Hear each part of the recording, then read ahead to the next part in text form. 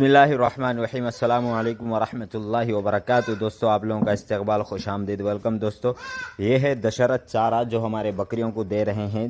देखिए आप लोग, दशरथ चारा बड़े चाव से, बड़े आराम से, बड़ी लज्जत के साथ खा रही हैं हमारी बकरियां।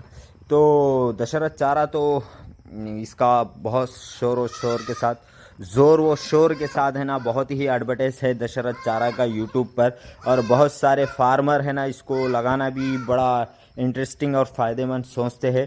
तो बेशक यकीनी बात है कि दशरथ चारा फ़ायदेमंद है, लेकिन है ना 24 घंटे में एक मरतबा देने में बकरियों को फ़ायदा है। अगर आप दशरथ चारे पे ही बकरियों को पालना चाह रहे हैं तो आप 100% फेल हो जाते, क्योंकि ये दशरथ चारा बड़ा नादान और बड़ा नाजुक और बड़ा कमज़ोर होता है।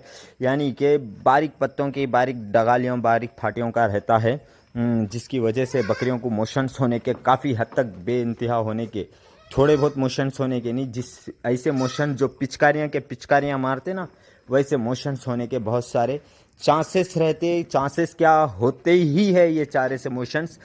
इसलिए है ना, इस चारे को एक मर्तबा देना दिन भर में फ़ायदेमंद है। और छोटे चूज़ों को, ऐसे पिल्लों को है ना 2 दिन में एक मर्तबा देना, यानी पेट भर के नहीं देना उनके लिए बेटर है। देना ठीक है, देना ठीक है, पेट भर के नहीं देना बेटर है। यानी पेट भर के नहीं देना चाहिए ये चारा, लेकिन दिन भर में एक मर्तबा दे सकते।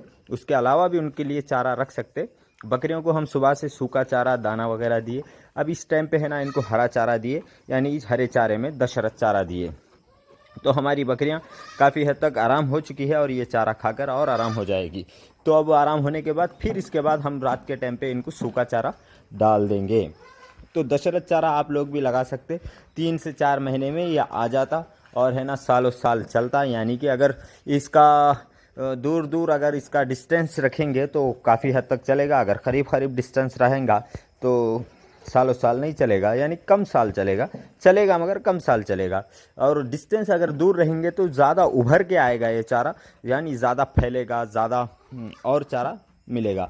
यानी कम दाना डालना चाहिए और ज़्यादा चारा निकलता उसमें। अगर ज़्यादा दाना डालेंगे तो कम चारा निकलता। इस चीज़ का ख्याल रखना चाहिए। चारे में दशरथ चारा लगाइए, फिर है ना ड्रम स्टिक यानी मोरंगिया, जिसको ड्रम स्टिक बोला जाता, मोरिंगा बोला जाता, जिसको बिनिस की फली बोला जाता, जो काफ़ी हद तक प्रोटीन में होता है। इंसानों के आयुर्वेदिक में काफ़ी हद तक वो काम आता है। उसके अलावा है ना बकरियों के लिए भी काफ़ी हद तक फ़ायदेमंद है। तो वो भी चारा अपने फार्म पर लगा सकते, जो बकरियों को एक टाइम पे हरा चारा कंपलसरी देना चाहिए। तीनों टाइम चारा देना चाहिए। वैसा तो अगर चारा हमारे पास खूब है तो 4 से 5 टाइम भी दे सकते।